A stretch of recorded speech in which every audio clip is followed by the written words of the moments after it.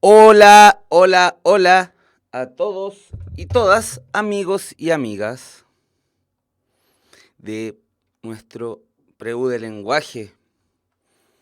Felicitaciones por haber pasado esta etapa. Felicitaciones porque ya enfrentaron esto, dieron su prueba. Mañana terminan este proceso, de ahí pueden descansar y tomar una decisión informada, una decisión consciente, una decisión del corazón y de la cabeza, una decisión que les haga sentirse bien con los caminos que están tomando. ¿Cómo están? ¿Cómo se sienten? ¿Cómo estuvo la prueba?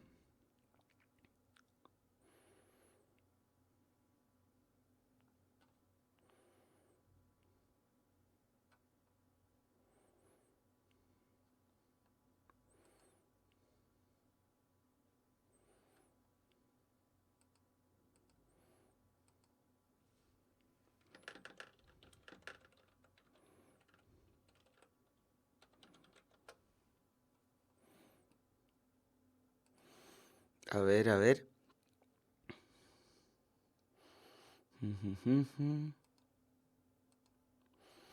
Bien, profe, pero mañana será la masacre en matemáticas. Wasp dice sí, que siente que le faltó tiempo, pero espera que bien. Brendy también siente que le faltó tiempo.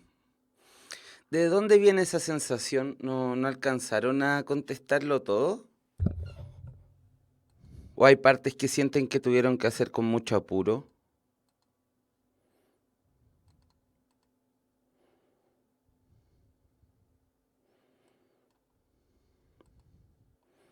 Ujujú. Faltó tiempo.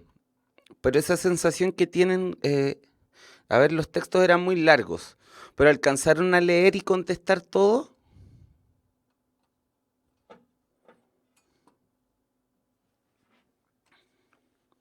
Pero en el mouse está defectuoso.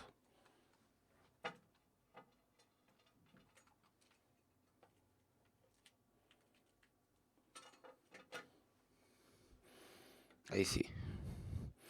Apenas. Claro, ya alcanzaron a responder todo, pero la etapa de la revisión estuvo complicada. A la Brendy le faltaron dos. Pucha, oh. De cualquier manera, esperemos que esas dos que te faltaron eh, se compensen con las otras que hiciste. Pero ya la suerte está echada, pueden estar tranquis y esperar a tener los resultados nomás. Chicos y chicas, hoy vamos a hacer algo más o menos difícil de hacer desde mi posición, pero que vamos a ponerle todo el ñeque, porque vamos a tratar de reconstruir las preguntas. No obstante, yo no di la prueba. Y las personas que colaboran acá están reuniendo los textos. Así que necesitaré que me ayuden a encontrar y reconstruir las preguntas, porque yo en verdad no di la prueba. Entonces, esto es un poco descabellado, pero lo intentaremos de todos modos.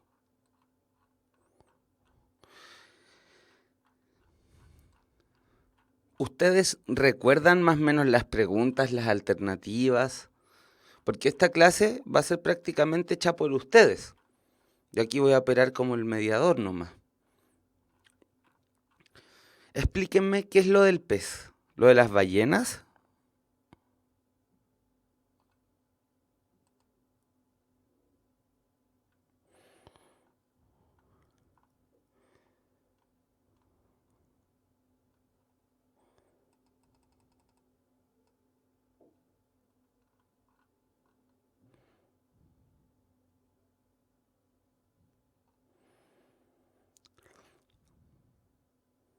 Ya. Hay un plan de redacción que hablaba de un pez. ¿Y cuáles eran las partes? ¿A dónde está su duda? Porque piensen que yo no hice la prueba, entonces no sé en verdad a qué se refieren. PES de visión unidireccional. Vamos reconstruyendo. Los voy a colocar en pantalla para que puedan participar de la grabación y las personas que... A ver, tómense la palabra. Era un plan de redacción. Ya, claro. El nombre está aquí, ¿cierto?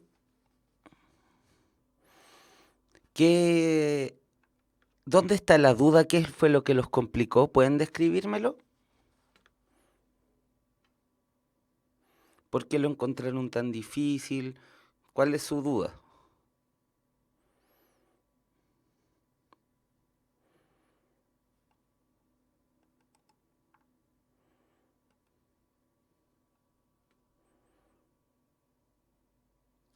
Ya, el orden estaba complicado, pero ¿cómo hacemos que eso pueda servirnos para tratar de reconstruir o responder la pregunta o pasamos a otra?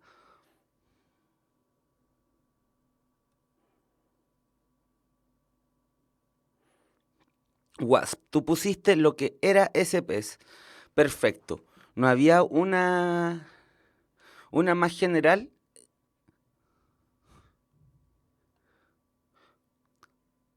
¿Cómo podrían explicar lo que les pareció complicado?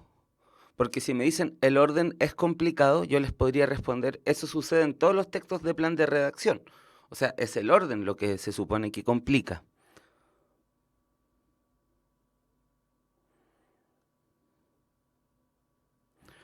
¿Qué es lo del biólogo, Rodrigo? Acuérdate que yo no sé nada de esta pregunta, entonces necesito que cuando me dan ese tipo de información sean un poco más precisos.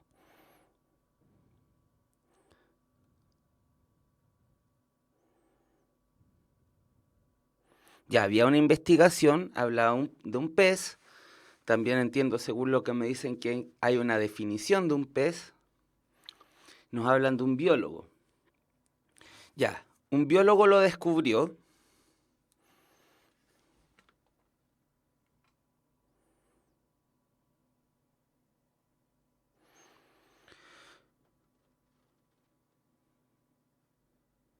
Lo que se decía del pez, ¿era referido a la investigación sobre el pez?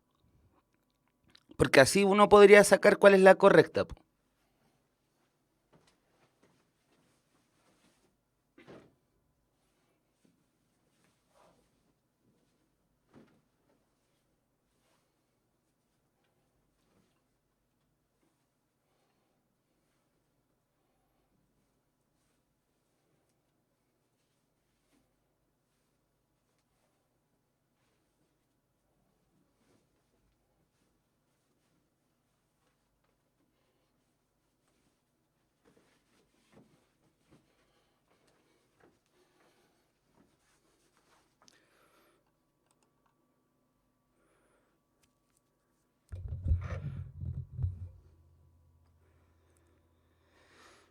Pero se dan cuenta, o sea, a partir de lo que me están diciendo,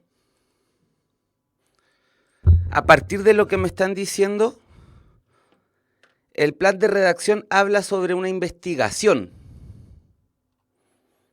Entonces, primero hay que introducir la investigación, quién la hizo, sobre qué trata, desde dónde la hace, y luego se da cuenta de la investigación.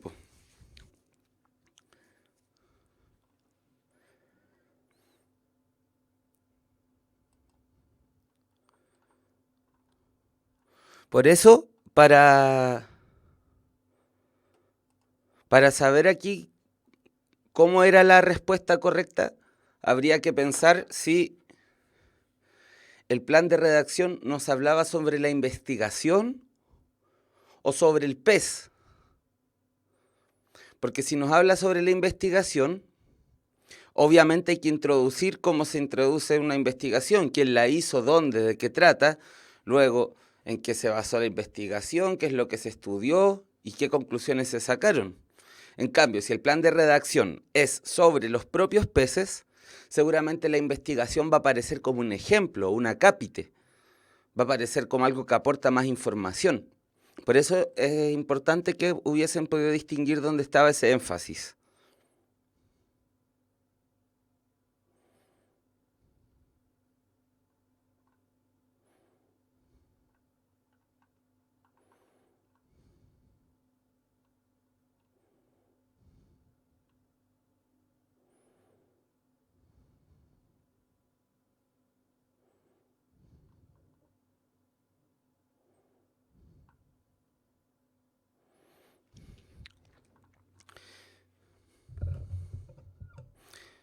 Entonces, ¿y no había alguna opción en que se diese, por ejemplo, en primer lugar, sobre el pez? En segundo, el misterio de los ojos. Tercero, una descripción de ese misterio. Cuarto, el descubrimiento de la mutación. Y cinco, la teoría, por ejemplo, que explica todo eso.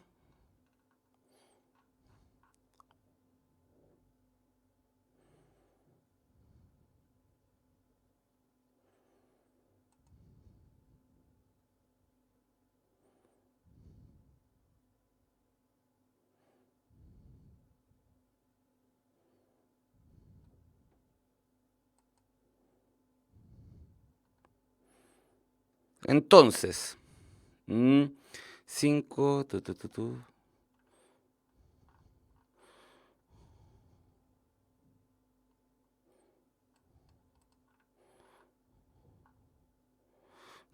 como lo está diciendo Seba Álvarez, yo creo que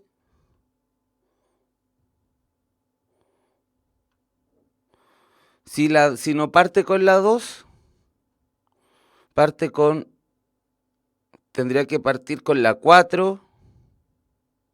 O sea, no, habría que partir por la 3,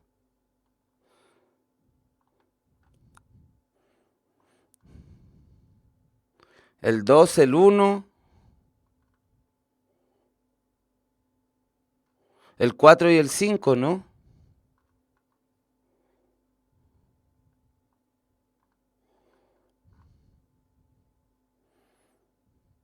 Yo iría por ahí.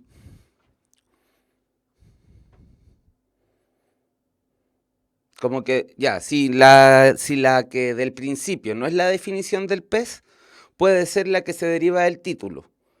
Como el título nos dice que hay un misterio, podría partir primero del misterio, luego de describiendo los peces, qué es lo que sucede, por qué es misterioso, y la investigación, pues en qué consiste.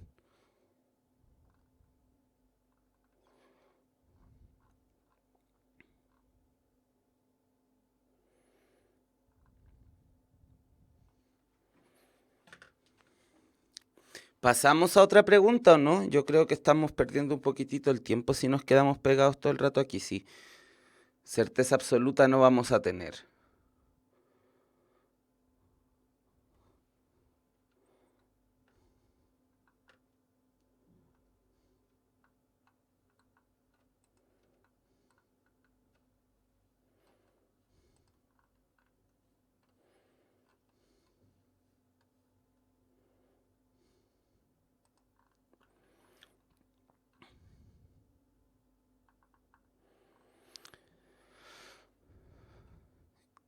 Ya chiquillos, necesito que sean más específicos con respecto a los hermanos Grimm. ¿Qué texto era?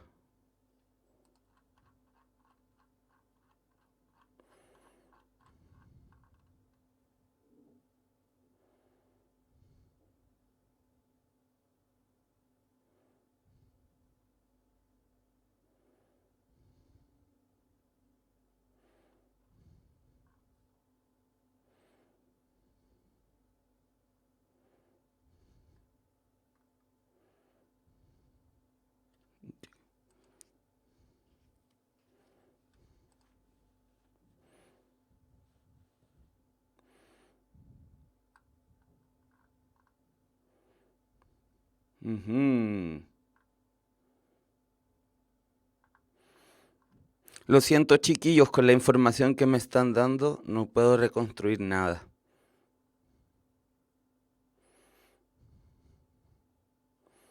Miren, me dijeron que hay un texto de García Márquez. Este de Caperucita Roja que está en pantalla es...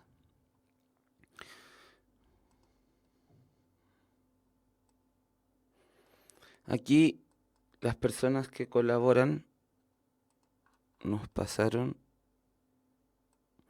otra más. A ver. Esto está súper caótico. A ver.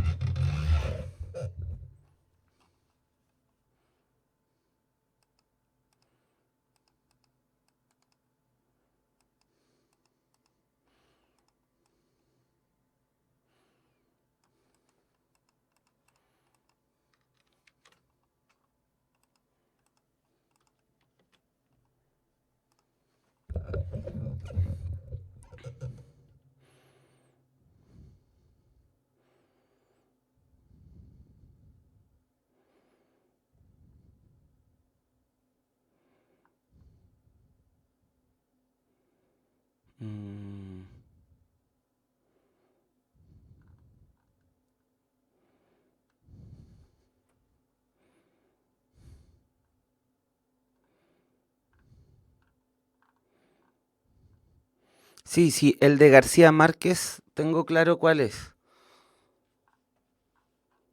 El tema es que nadie me está preguntando por el de García Márquez.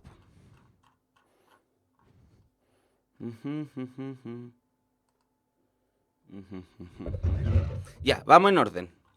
Vamos a partir con los hermanos Grimm, pero primero tenemos que encontrar qué texto es.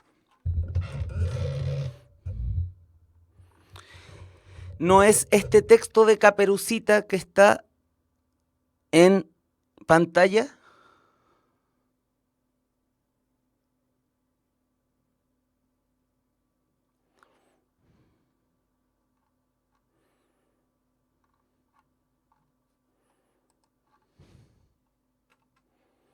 No, ya. Nada que ver ese texto.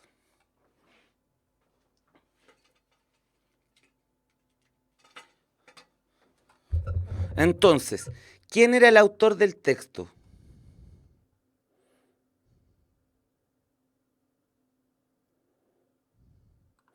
Ah, no. No es un texto de comprensión lectora el de los hermanos Grimm, es de plan de redacción.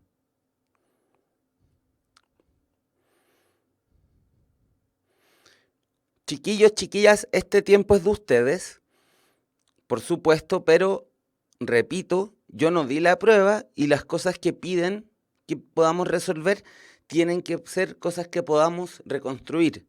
Difícilmente vamos a poder reconstruir una pregunta de plan de redacción. Entonces, no sé, este tiempo es para servirles a ustedes, pero siento que está un poco caótico este asunto, deberíamos ponernos de acuerdo con cosas en específico y empezar a reconstruir eso. Si todos pedimos algo distinto y llenamos el chat, piensen que yo no soy un servidor de computadores, soy un ser humano que tiene una atención limitada, específica. Entonces, para que esto tenga sentido, propongo que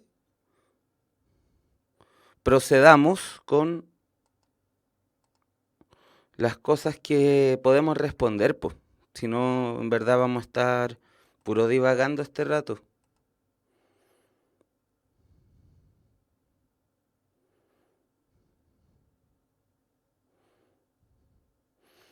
Ya, pero el texto Lucanor, el Conde Lucanor es un libro grande, pues.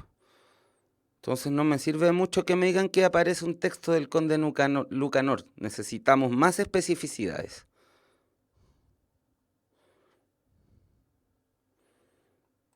Ya, a ver, veamos. Alguien dice Nicanor Parra, alguien dice Conde Lucanor, alguien dice un viejo de las alas y alguien dice el viejo el de García Márquez. ¿Por cuál empezamos? Empecemos por el de García Márquez. Ya, el viejo con alas. El viejo con alas está más abajo. Aquí está el conde Lucanor. Perfecto.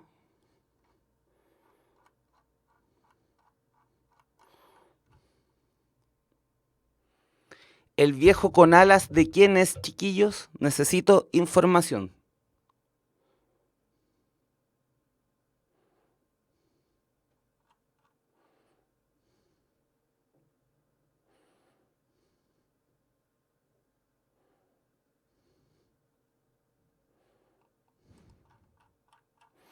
Ya.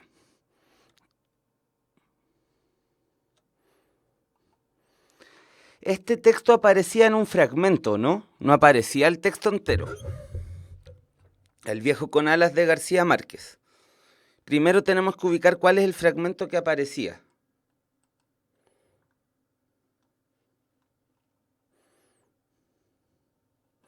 Me- Miren, vamos a hacer lo siguiente. Yo voy a ir bajando el texto y ustedes díganme desde qué parte empieza la versión que aparece en la prueba. Desde el principio. ¿Y hasta dónde llega?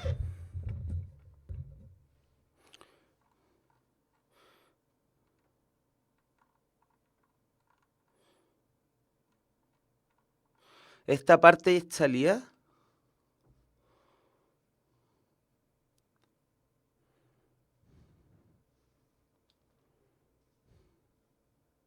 Ya, aquí se habla del cura. ¿Es más allá o antes de esto?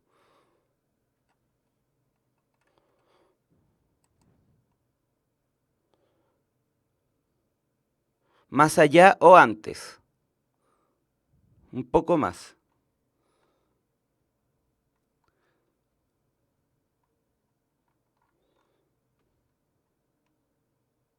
¿Por aquí?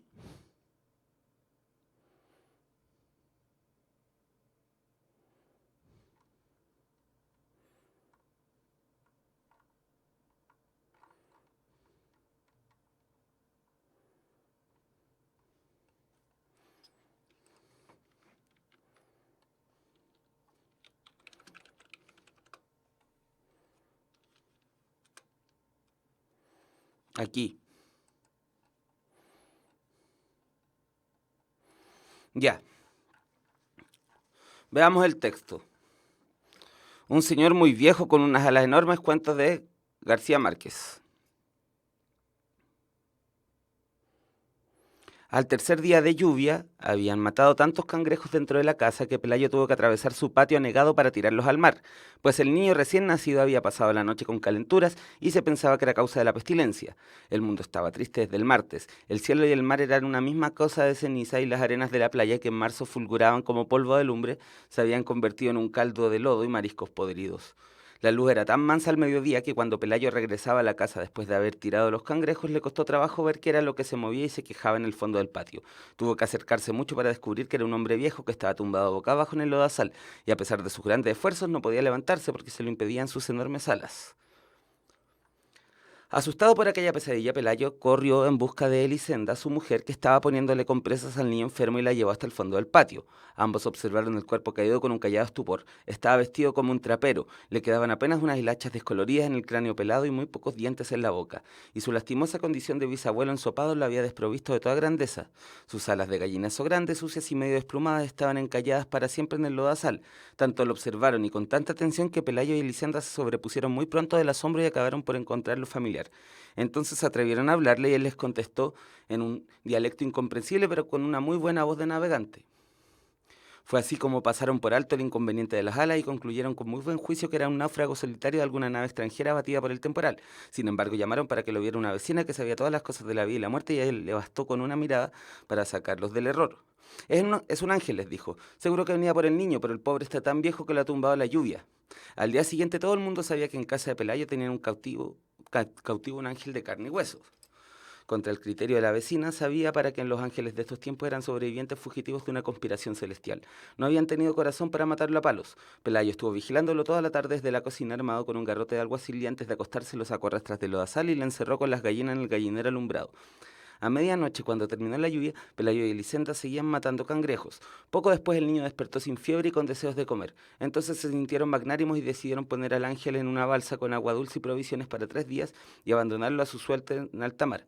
Pero cuando salieron al patio con las primeras luces, encontraron a todo el vecindario frente al gallinero, retosando con el ángel sin la menor devoción y echándole cosas de comer por los huecos de las alambradas, como si no fuese una criatura sobrenatural, sino un animal de circo. El padre Gonzalo llegó antes de las 7 alarmado por la desproporción de la noticia. A esa hora ya habían acudido curiosos menos frívolos que los del amanecer y habían hecho toda clase de conjeturas sobre el porvenir del cautivo. Los más simples pensaban que sería nombrado alcalde del mundo. Otros, de espíritu más áspero, suponían que sería ascendido a general de 5 estrellas para que ganara todas las guerras. Algunos visionarios esperaban que fuera conservado como semental para implantar en la tierra una estirpe de hombres salados y sabios que se hicieran cargo del universo. Pero el padre Gonzaga, antes de ser cura, había sido leñador macizo. Asomado a las alambradas, repasó un instante su catecismo y todavía pidió que le abriera la puerta para examinar de cerca aquel varón de lástima que más parecía una enorme gallina decrépita en las gallinas absortas. Estaba echado en un rincón secándose al sol, las alas extendidas entre las cáscaras de fruta y las sobras de desayunos que le habían tirado los madrugadores. Ajeno a las impertinencias del mundo, apenas si levantó sus ojos de anticuario y murmuró algo en su dialecto cuando el padre Gonzaga entró en el gallinero y le dio los buenos días en latín. El párroco tuvo la primera sospecha de impostura al comprobar que no entendía la lengua de Dios ni sabía saludar a sus ministros. Luego observó que visto de cerca resultaba demasiado humano, tenía un insoportable olor de intemperie, el revés de las alas sembrado de algas parasitarias y las plumas mayores maltratadas por vientos terrestres y nada de su naturaleza miserable estaba de acuerdo con la egregia dignidad de los ángeles. Entonces abandonó el gallinero y con un breve sermón previno a los curiosos contra los riesgos de la ingenuidad. Les recordó que el demonio tenía la mala costumbre de recurrir a artificios de carnaval para confundir a los incautos. Argumentó que si las alas no eran el elemento esencial para determinar las diferencias entre un gavilán y un aeroplano, mucho menos podían serlo para reconocer a los ángeles. Sin embargo, prometió escribir una carta a su obispo para que éste escribiera a otro el sumo pontífice, de modo que el veredicto final viniera de los tribunales más altos.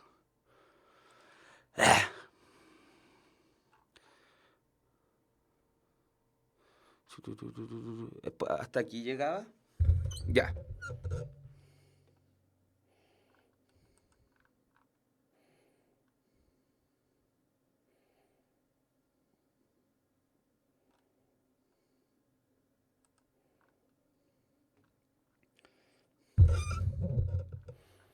Ahora las preguntas.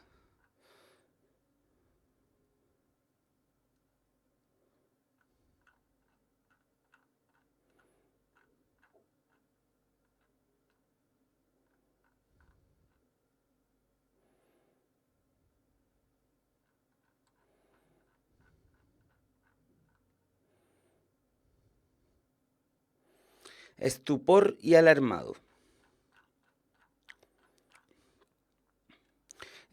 Estupor, alarmado y cautivo ya.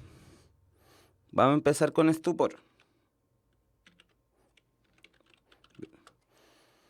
Ambos observaron el cuerpo caído con callado estupor. ¿Cuáles eran las alternativas en estupor?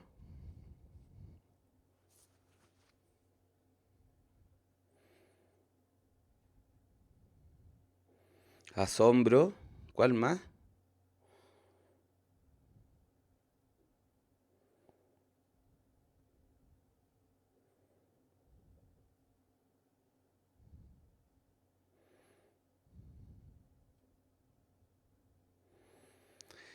En estupor, si aparece como alternativa asombro, yo creo que esa es la correcta.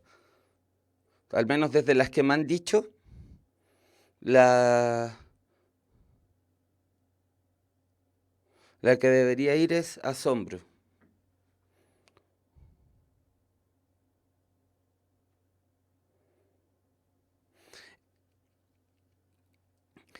El temor es solo algo que da miedo e inhabilita. El asombro también tiene que ver con lo que no se puede entender. Y es un callado estupor, un callado... Yo pondría asombro.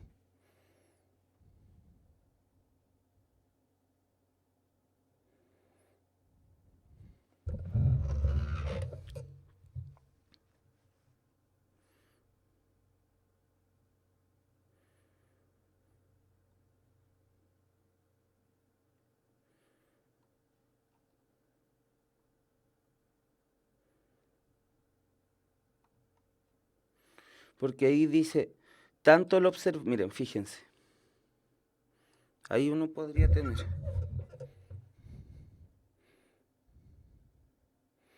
Fascinación y admiración tienen un componente positivo además del asombro.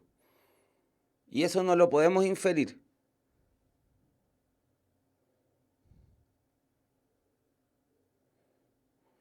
Yo creo que es asombro, hasta donde lo veo.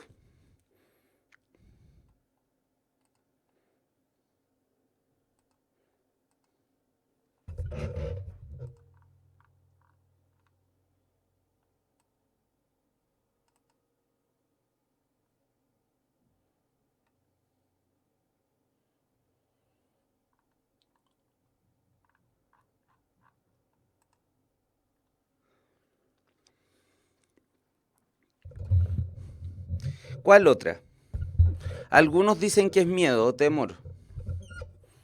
Yo opino que es asombro, pero como ustedes saben, puedo equivocarme. A mi entender es asombro. ¿Cuál otra?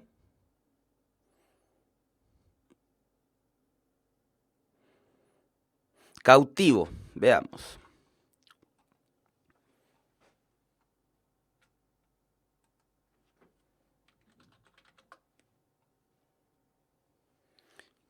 Ya, cautivo. ¿Cuáles eran las alternativas que los hicieron dudar?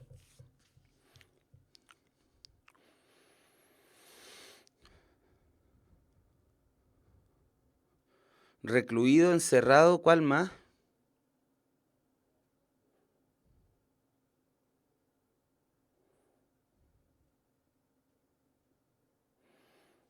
Recluido, encerrado, retenido.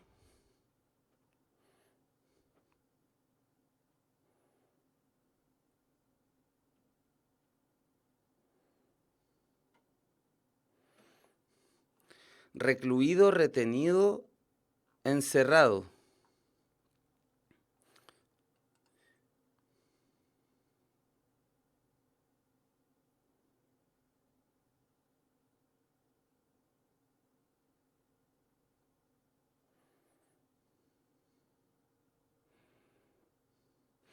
Mm, sí, pues, aquí en verdad no puedo.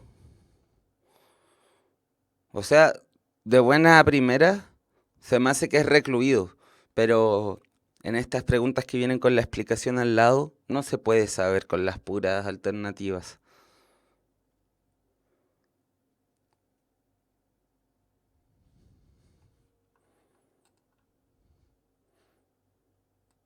Chiquillos, chiquillas, nos vamos a tomar un break de 2 minutos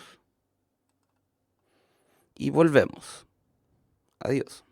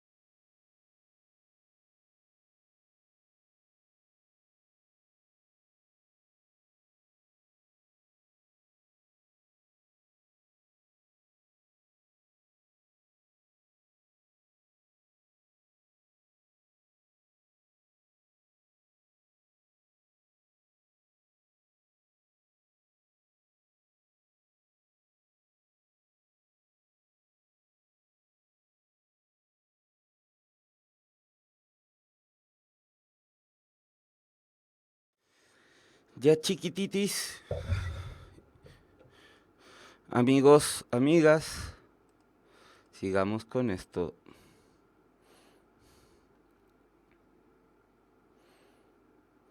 Ya, Flores Secas dice que veamos la pregunta de sintetizar. ¿Qué es lo que decían las alternativas de la pregunta de sintetizar?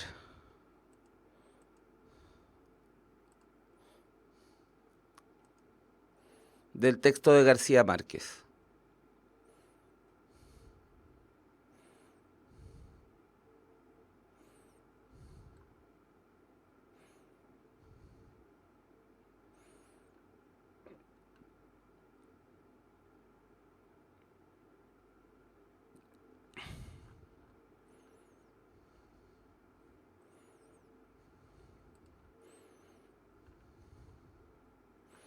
Flores Secas, explícamelo de la pregunta de sintetizar, porque si no, no puedo responder nada.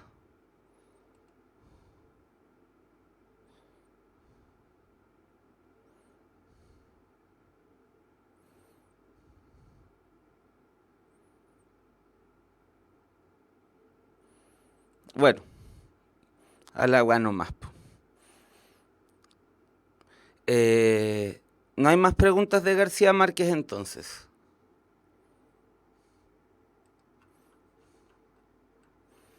El de la Caperucita Roja políticamente correcto es este que tenemos aquí.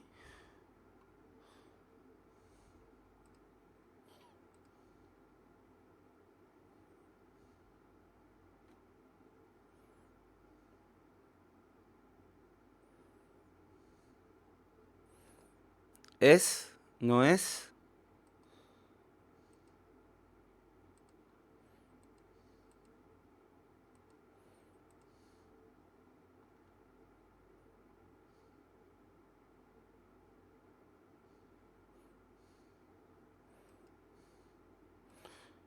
Yo a Flores, ¿tú qué dijiste de la Caperucita Roja políticamente correcto? Nada. Ya, entonces pasamos de ese.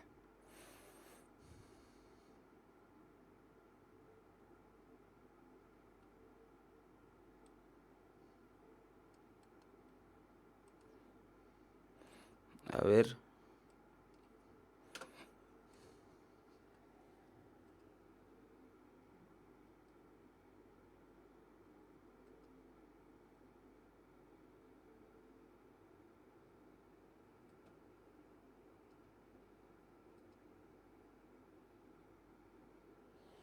¿Puede que sea este texto que está en pantalla?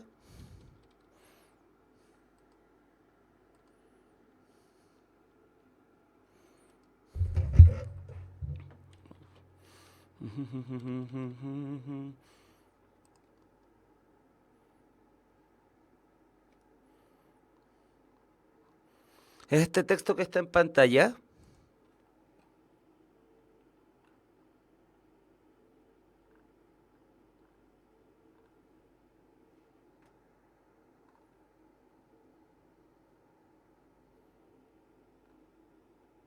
Ya, a ver.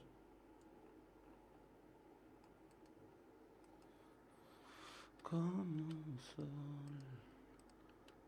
qué linda estás, como una paloma.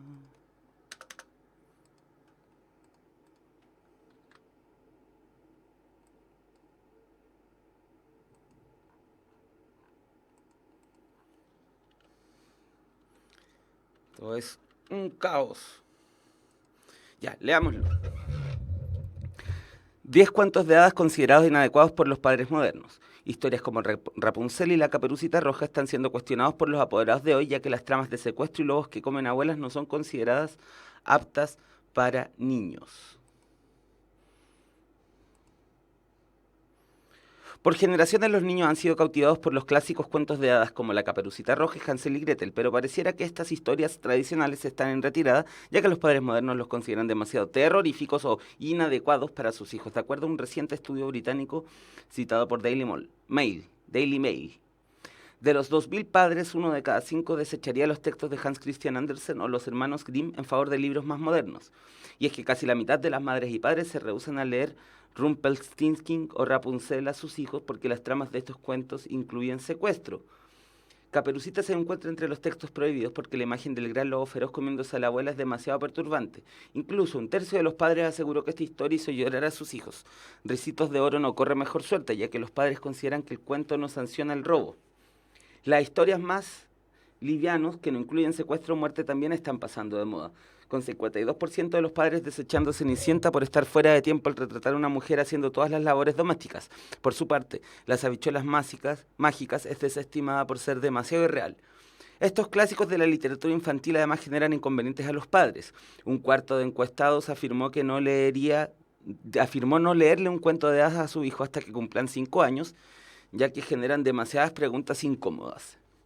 En cambio, los padres modernos aseguraron preferir libros más recientes como el británico The Gruffalo, de Julia Donaldson, La oruga muy hambrienta, de Eric Carle, y la serie Mr. Men, de Roger Hargreaves, conocido como Don o Doña en Hispanoamérica.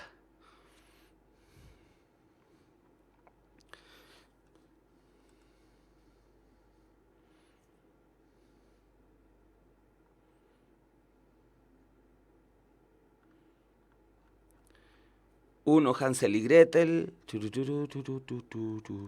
Ah, sí, pero esto es un resumen de lo que dice arriba.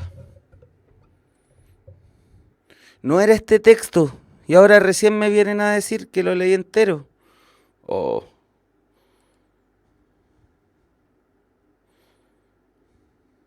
Entonces, no podemos.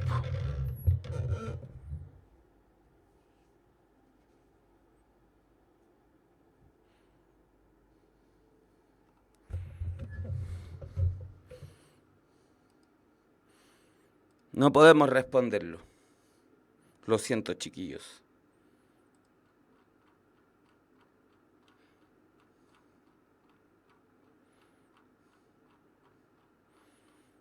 Este chat no permite enviar links.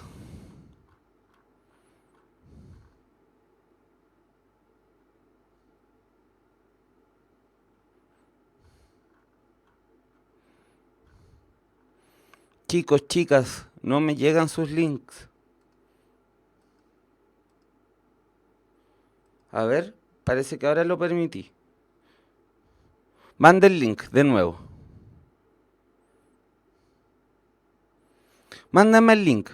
Creo que me metí en una configuración que permitía que saliera. Ahí está.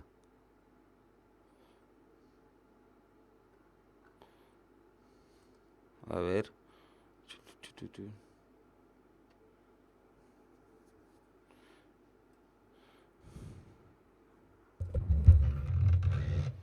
Ah, es un artículo del cura Valente, pues. Ven, por eso es bueno ser ilustrado. Si supieran quién era el cura Valente, hubiésemos podido encontrar mucho más rápido este texto.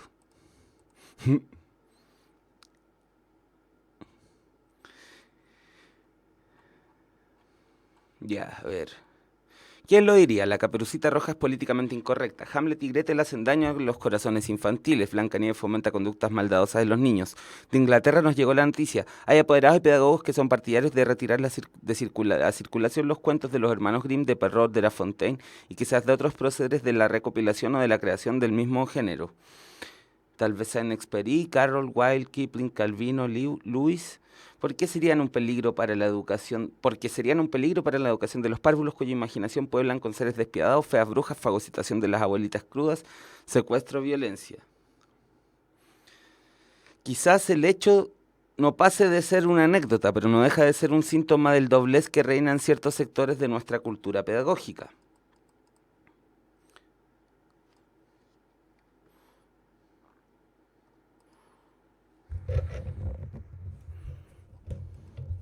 El primer argumento contra esa batería se ha levantado en nombre de la realidad, la del mundo en que ya viven los infantes, harto más despiadado pero casi cruel que aquellos cuentos, desintegración de la familia, violencia intrafamiliar y escolar, consumismo precoz, más es en el propio mundo de la entretención infantil donde compite con las lecturas tradicionales en competencia desleal, esa subrealidad que desfila por las pantallas, pantallistas y demás electrónicos al alcance de criaturas sin número, que se impregnan de violencia, sexo bruto, estupidez, sin que padres y educadores pierdan el sueño. Si el asunto es educar, habría que comenzar la limpieza por esos programas, canales, videojuegos y no por los textos ya clásicos de la literatura universal.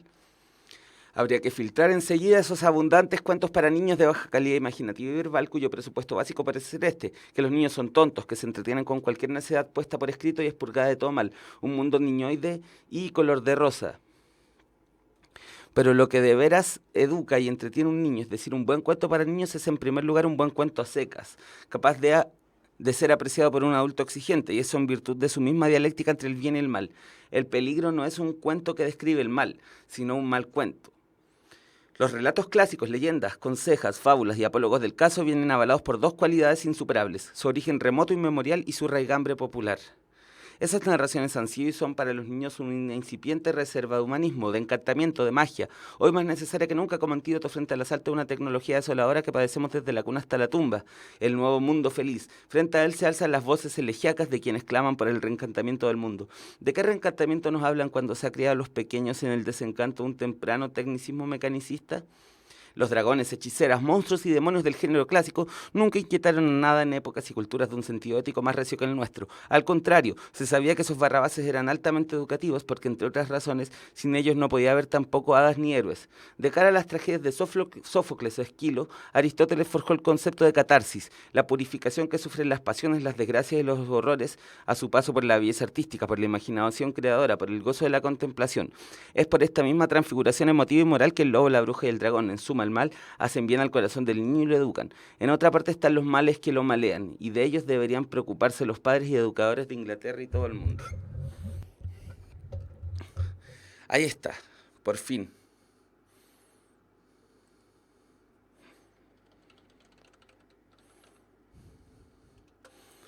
Entonces ahora podemos reconstruir las preguntitas.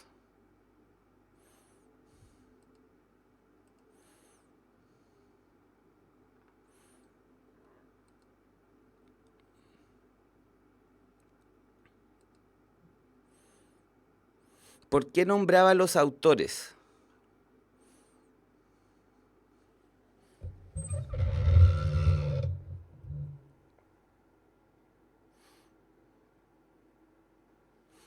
¿Cuáles son los autores y los demás autores? Si pregunta por los demás autores, hay que preguntar los demás con respecto a qué, porque el texto no es sobre los hermanos Grimm, como me dijeron.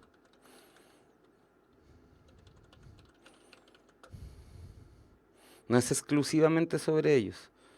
Ya, a la segunda corrida de autores. Saint-Exupéry, Wilde, ya.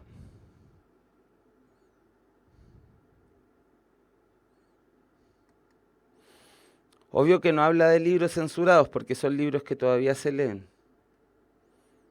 ¿Qué otra alternativa era?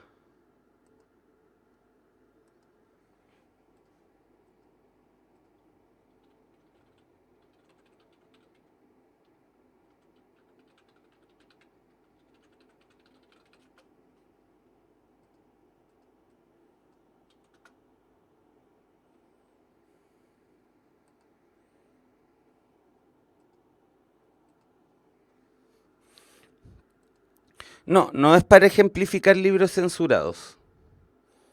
¿Qué otra alternativa salía?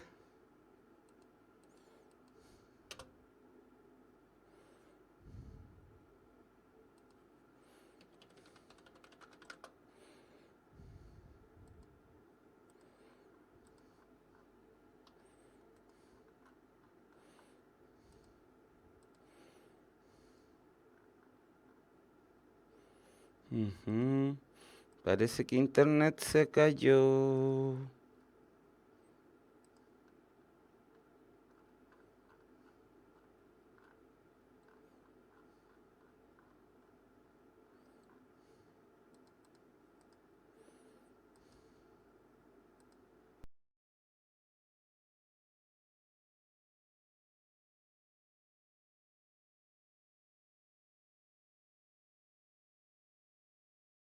están viendo esto en YouTube, les decimos que el silencio de este momento es porque tenemos dificultades técnicas y entonces estoy concentrando mi mente y mi energía en disponer de nuevo la clase.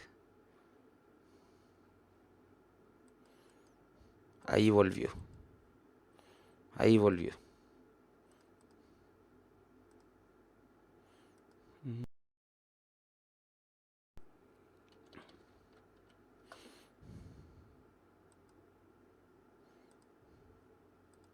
Ujú. Se cayó internet. Díganme si me están viendo, por favor.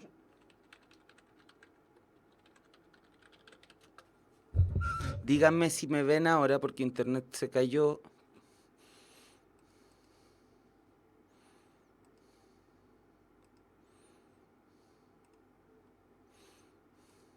Todavía no puedo ver el chat.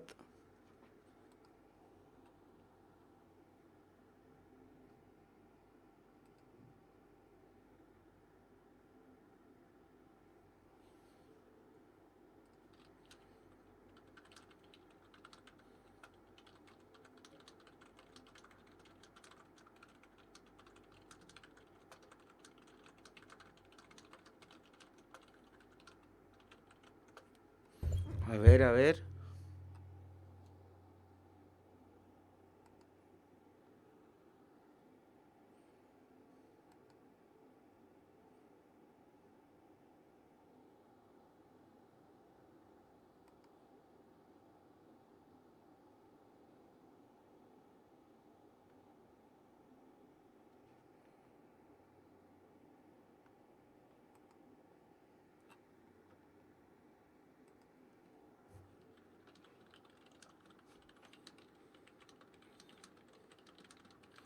A ver, no veo el chat. No sé si ustedes me ven o no.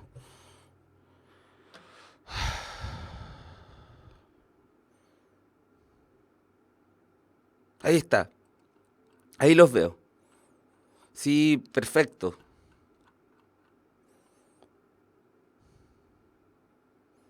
Perfecto, ahí los veo. Ustedes me ven a mí.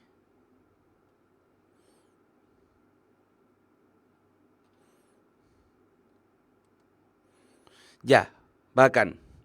Ahora entonces las preguntas.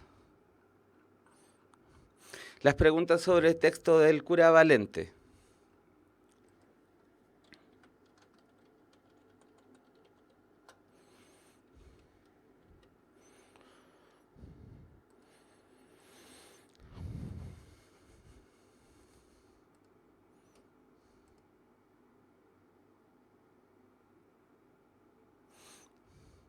¿En qué se relaciona el quinto y el sexto párrafo? A ver, veamos. 1, 2, 3, 4, 5, 6.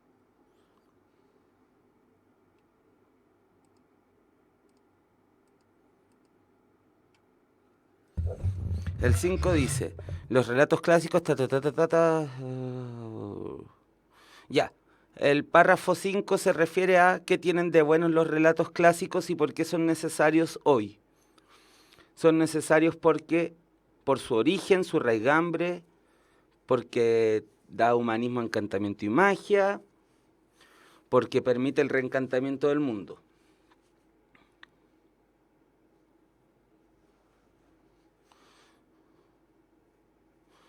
Y luego se profundiza en la idea, se profundiza de por qué estos monos malos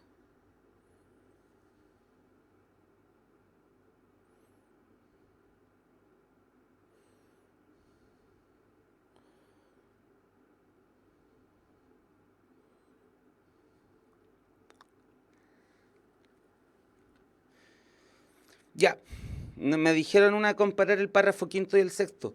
En el quinto se señala, o sea, en los dos se explica por qué estos cuentos son buenos.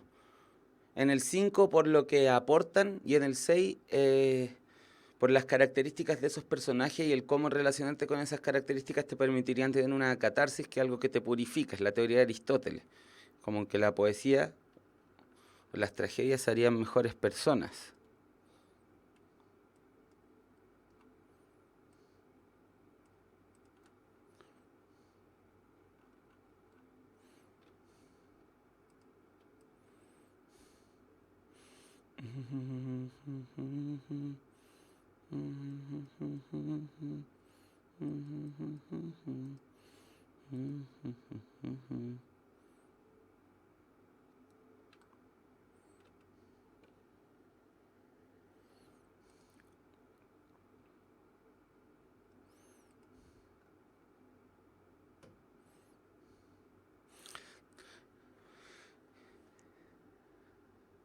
Los autores que menciona, no, como no he podido ver las alternativas, me da la impresión que cuando menciona a Wilde, Lutero y todo eso, es como por mencionar a autores que poco a poco iban a también considerarse anticuados o muy fuertes.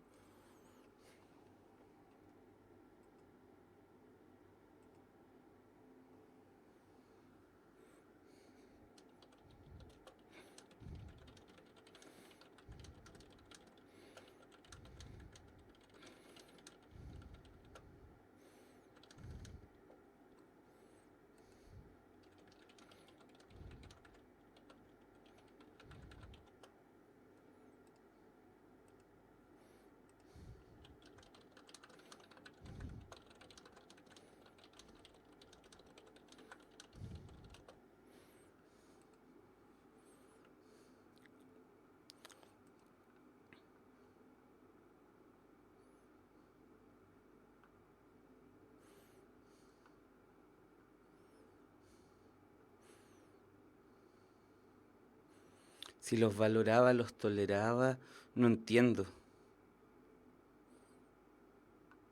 La actitud de la gente antes.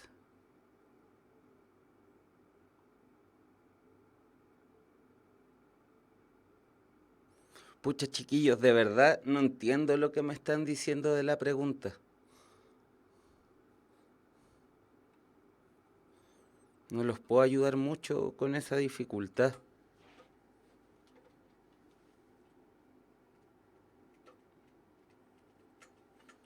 Buena, Milo. Perfecto. La gente de la época antigua, ¿cómo se sentía frente a estos cuentos? ¿Los valoraba, los toleraba, los aceptaba?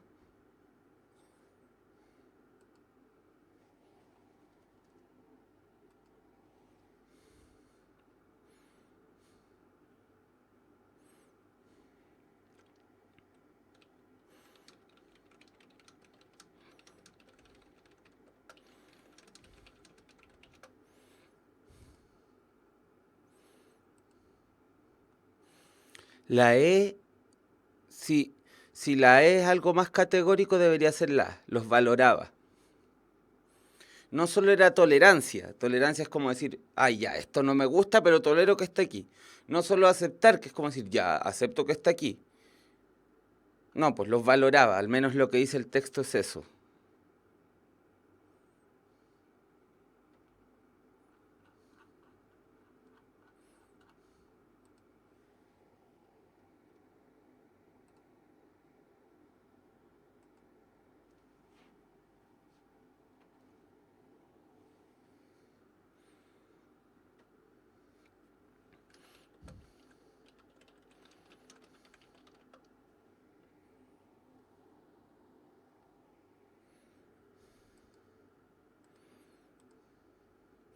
Ya vimos las de plan de redacción y, a ver, igual puedo ayudarles, pero cachamos delante que si no tengo las alternativas de plan de redacción, es muy difícil que podamos reconstruirlo.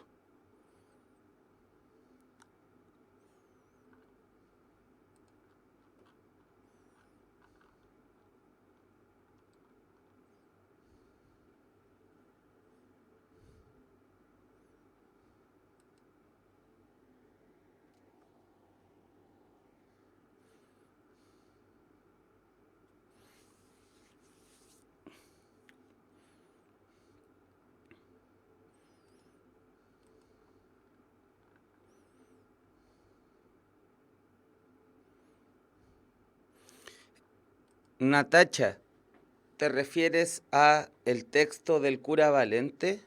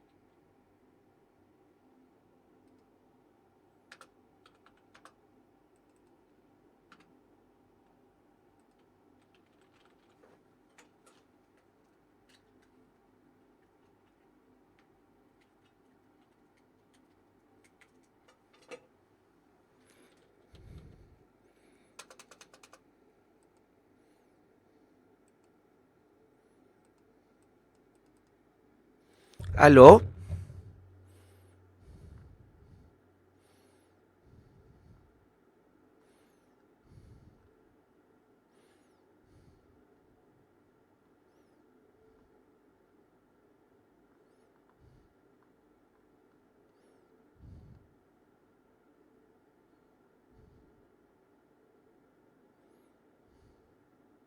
Morador es mucho más habitante que entidad.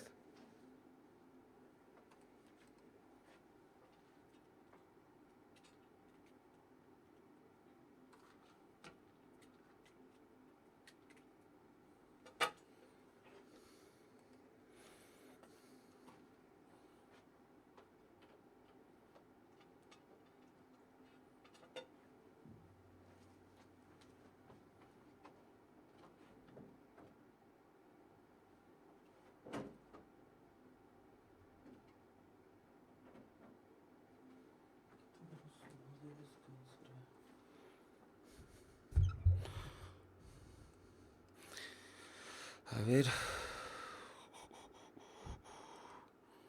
Esto está todo muy malo. Muy, muy malo.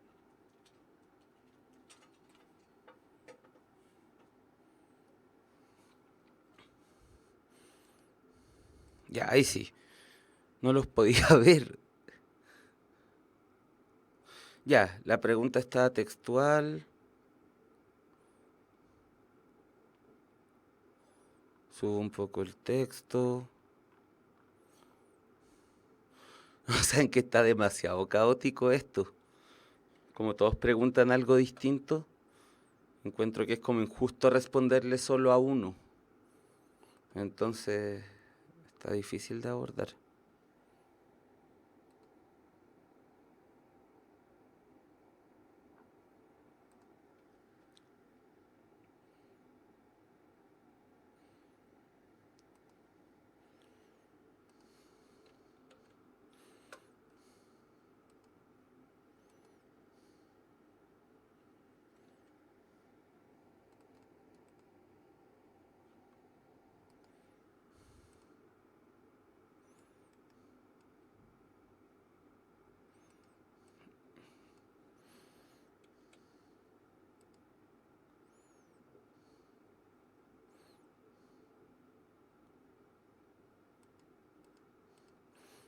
Ya.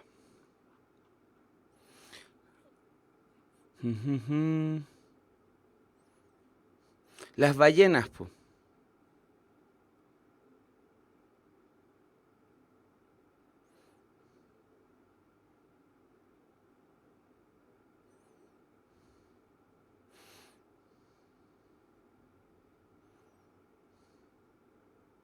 Ya, las ballenas. Vamos a las ballenas y terminamos ya. Ya vamos a estar en la hora. Chao, Brendy. Saludos. Ya. El canto de las ballenas dura de 7 minutos a 30. El hecho realmente extraordinario y digno de notar es que cada ballena realiza una variación particular de canto. Esa variación consiste en una serie muy larga de notas que es capaz de repetir interminablemente. El canto tiene suficiente fuerza como para ser escuchado con claridad a través de la quilla de los barcos. Al oído humano las notas son incluso bellas. Los gemidos profundamente bajos y las notas muy altas, como de sopranos que casi no se oyen, se alternan con chillidos repetidos que aumentan o disminuyen de manera brusca. Todavía falta establecer con seguridad cuáles son las funciones de este tipo de canto. No está demostrado que esas largas series de notas transmitan una información especial. Entre las diferentes hipótesis sobre el tema, la que tiene mayor aceptación es la que dice que ese canto sirve a las ballenas para identificarse unas a otras y para mantenerse agrupadas unas a otras durante las largas migraciones que realizan a través del océano. Pero la verdad no se conoce todavía y nos encontramos frente a un fenómeno que encierra nuevas y grandes sorpresas. Ya.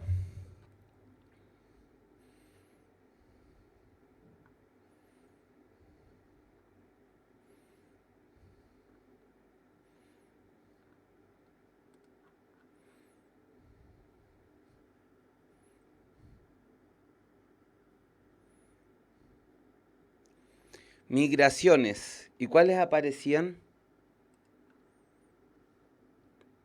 como alternativas.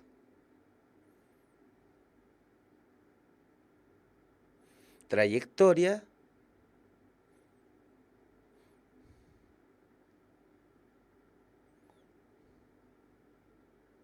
Travesía, exploraciones, excursiones, exploraciones, a ver.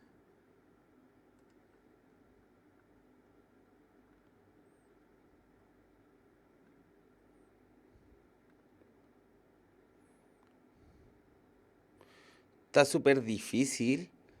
Migraciones, no es exploraciones, puede ser trayectoria, travesía, sí. Me tinca más travesía. Como que ninguna me convence mucho, pero travesía es la que más convence. Eso hubiese contestado yo.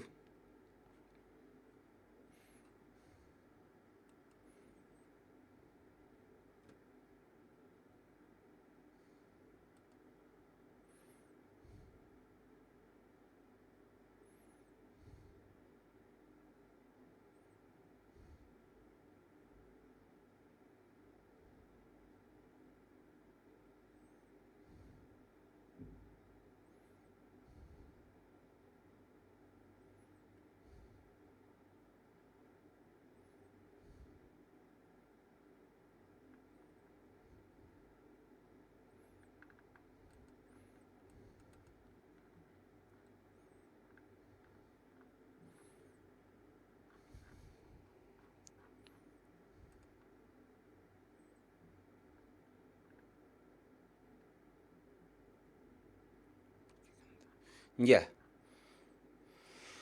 Decía claridad.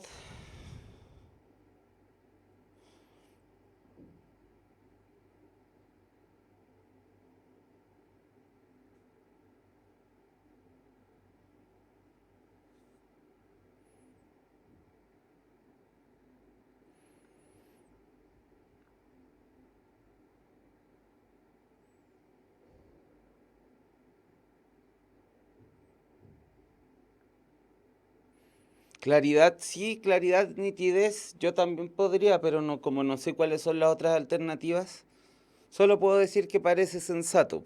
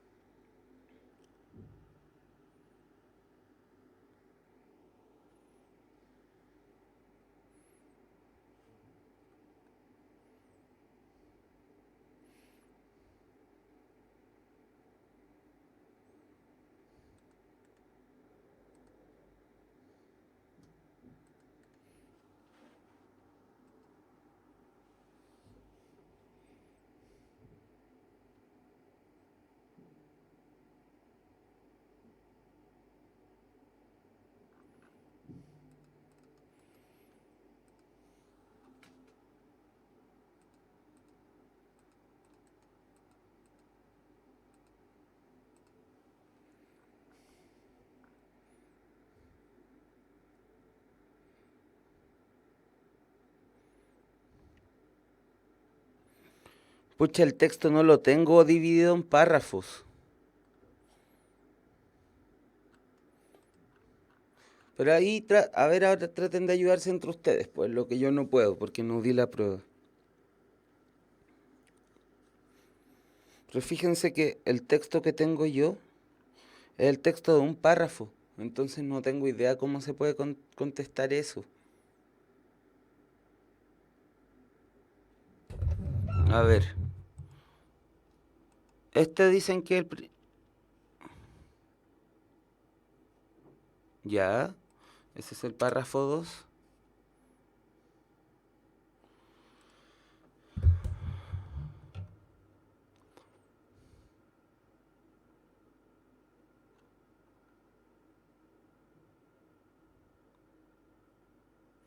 ¿Y el 3 dónde es?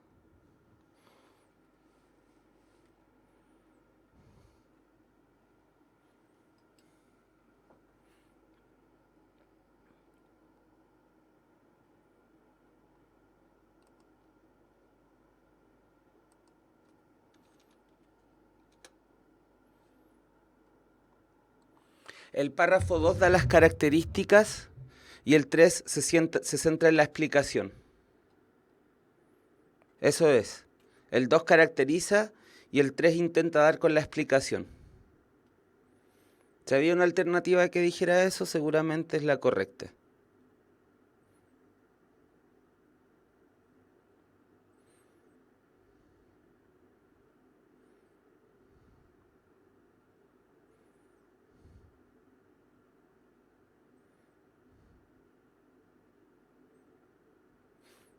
Bueno, en ambos, si es así, en ambos se señalan características del canto de ballena. Está bien.